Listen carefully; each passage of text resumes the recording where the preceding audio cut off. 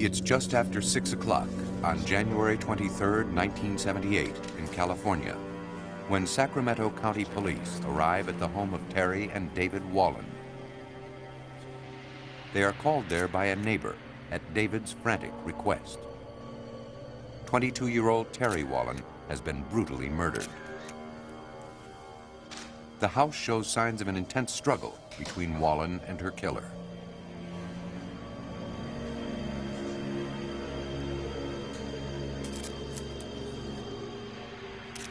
She has been shot and her body slashed.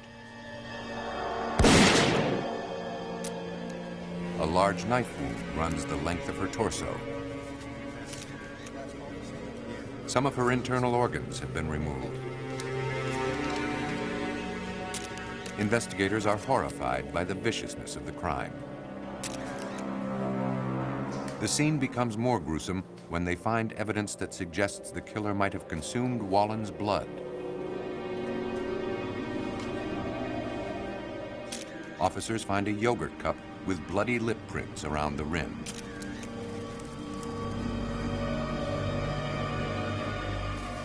Sacramento police don't know what to make of the scene, but they know who can help them. They call on a specialist, a man who's familiar with horrific and bizarre murder cases. His name is Russ Vorpagel. He is a special agent with the FBI. The brutality of the slaying makes Vorpagel fear that the murderer couldn't control himself and that Terry Wallin's death may be just the beginning of his rampage. There's just no need to disembowel a victim. There's no need to reach inside and cut out body parts. There's no need to cut a 4-inch piece of major artery and take it along with you. I mean, hey, we knew we had a nut and we were worried and we knew that something's going to happen. Vorpagel called a colleague at the FBI. Robert Ressler has tracked and caught some of the world's most dangerous killers. As a criminal profiler for the FBI, he stakes out the darkest corners of a killer's mind. In the 1970s, he was one of the first to use the term serial killer to describe those who murder again and again. Robert Ressler is a mind hunter. Ressler struggles to understand the killer's mind by studying the crime scene.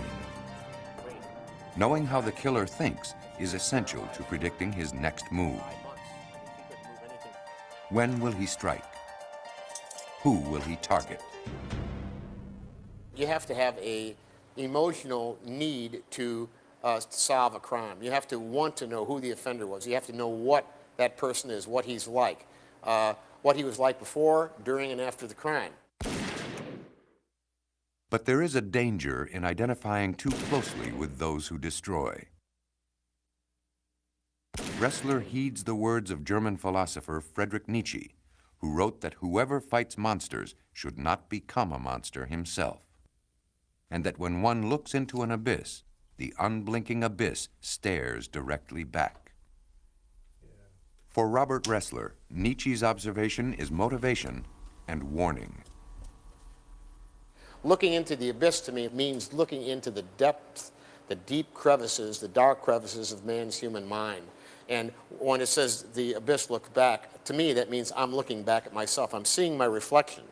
Because in every horrible killer, yourself is in there somewhere in part. Somewhere in your life you could have gone that same road. In the 1970s, Ressler was among the original members of the FBI's Behavioral Science Unit, the first FBI program to systematically research a killer's motivations.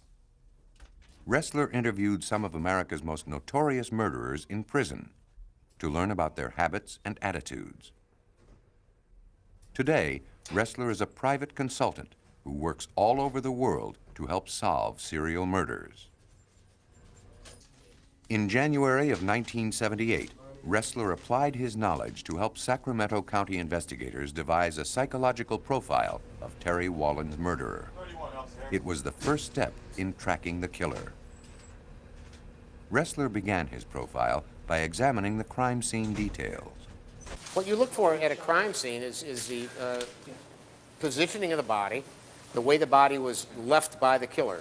You look at the state of the body from the standpoint of being clothed or unclothed, and of course you're looking for available weaponry, or did the killer take a weapon to the scene, use it, and take it away. These are all things that you really start sizing up in your head. After Terry Wallin was shot, the killer cut her body with knives taken from her own kitchen. Then he left them in plain sight at the scene, a detail that would prove instructive for Ressler. Because the greatest number of serial killers are male, at the time, Vorpagel and Ressler conclude their suspect is a man. They also assume he's white, like the majority of American serial killers. The brutality of the crime and the killer's apparent disregard for leaving evidence behind convince the pair their subject is mentally ill. That helps them pinpoint the killer's age. Ressler knows that mental illness usually begins in adolescence. It would take at least 8 years for the killer to grow sick enough to perform the acts of violence he inflicted on Terry Wallin. Assuming symptoms began at age 15, Ressler figures the killer would be in his mid to late 20s. Any older, and he would have already committed several gruesome homicides. Ressler goes further. He believes the killer to be schizophrenic, a mental illness characterized by delusions, hallucinations, and bizarre behavior.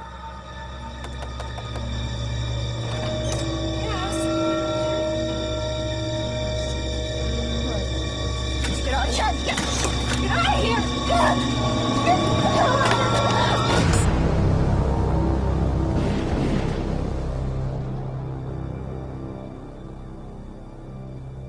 The heinous nature of the crime points to full-blown psychosis, a total loss of contact with reality. Because he drinks the blood of his victims, investigators call him the vampire killer. From his office in Virginia, Ressler works feverishly with Vorpagel in Sacramento to refine the killer's profile. What would he look like? They are convinced police should look for someone thin. Male schizophrenics generally eat poorly when they eat at all. And Russ Vorpagel believes the murderer will pay little attention to his appearance.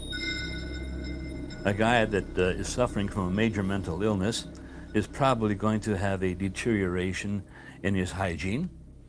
Probably doesn't cut his hair, wears the same clothes for weeks at a time, doesn't brush his teeth, is scroungy looking. Given his bizarre behavior, the killer would likely live alone. Vorpagel delivers a copy of the profile to the Sacramento police to circulate throughout the county. But no strong suspect emerges. The vampire killer remains at large. Will the profilers find him before he kills again? Sir? 3 days after Terry Wallin's brutal murder in 1978, less than a mile away from her house, the vampire killer strikes again. Police find the bodies of Daniel Meredith, Evelyn Miroff, and her son Jason. Missing and presumed dead is Miroff's 22-month-old nephew, Michael Ferriera. These new deaths convince Ressler and Vorpagel that unless this murderer is found quickly, he will strike again. The mind hunters redouble their efforts. Using information gathered from this crime scene, they refine their original profile. Again, the vampire killer shot his victims. Again, he used knives taken from the victim's kitchen.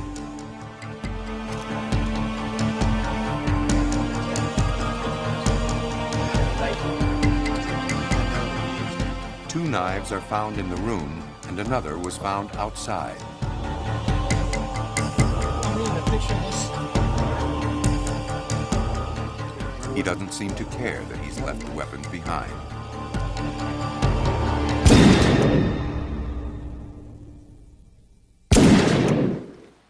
These details tell profilers that the killer is not planning his crimes. Although he brings a gun, he cuts the bodies with weapons he finds at the scene and then leaves them there.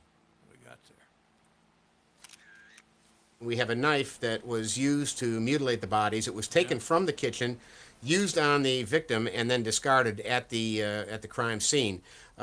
Seeing this for a second time definitely reinforced in my mind that we were dealing with a highly disorganized killer. Organized and disorganized. These words describe a serial killer's behavior before, during, and after a murder.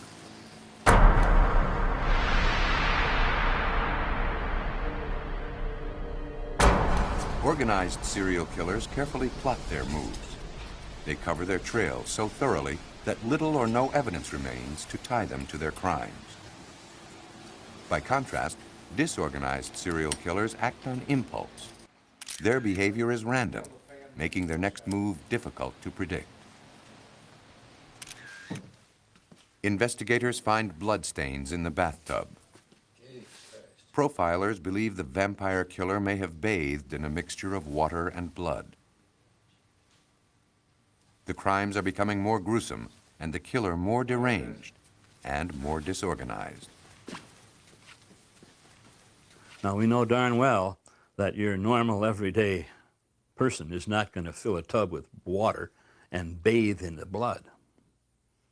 So here we see personality. Here we see mental illness. We see mental deterioration.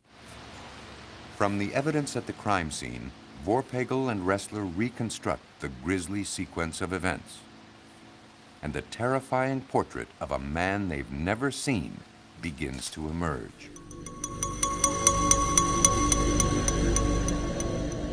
The evidence reinforces the Mindhunter's belief that the vampire killer's appearance will continue to deteriorate.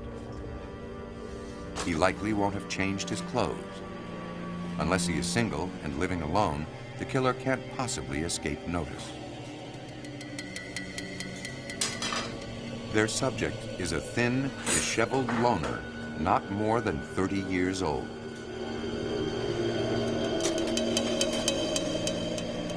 Investigators are puzzled when murder victim Daniel Meredith's stolen red station wagon turns up a short distance away.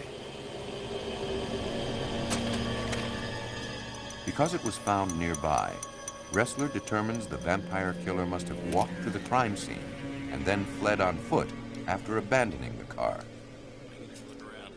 The killer would be residing within a very close distance to that abandoned car. I said approximately 1/4 mile. The day after the Miroth murders, police receive an unrelated report that a dog has been shot and mutilated within blocks of the crime scene. For the Mindhunters, it's the break they've been looking for. They know that as children, serial killers often mutilate or kill animals. And he would go out and kill these pets, shooting them with the same gun he shot Wallen and Miroth and Meredith. Same gun, he'd shoot these pets. And then he'd gut them and drink their blood. As more animals are found dead, the circle closes. The Mindhunters are convinced that the vampire killer lives near the slaughtered animals and his human victims. He won't have traveled far. Police circulate the revised profile throughout the city in hopes that someone may have seen a disheveled or strange-acting man. Officers concentrate on a 1/4 mile radius of the murders.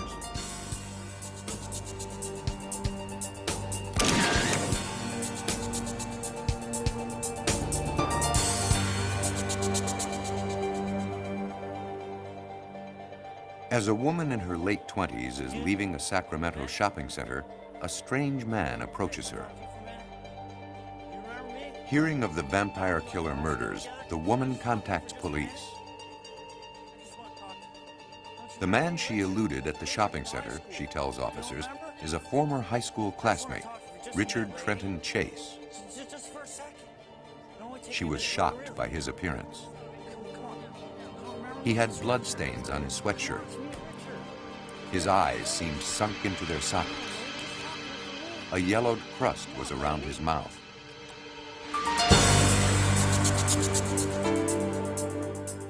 According to the woman's description, Chase fits the profile of the vampire killer.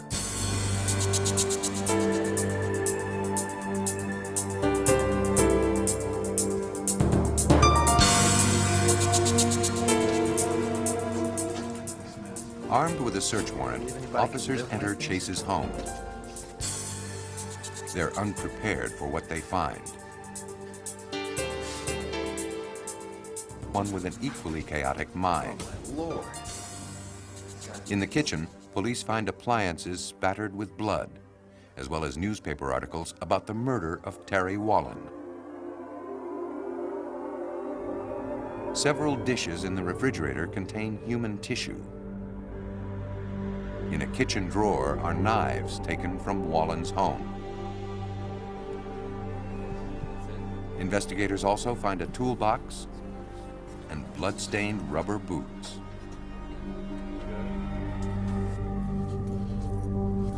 Chase is arrested and charged with 6 counts of first-degree murder, including the killing of Evelyn Miroth's nephew, 22-month-old Michael Ferreira, whose remains are found not far from Chase's apartment.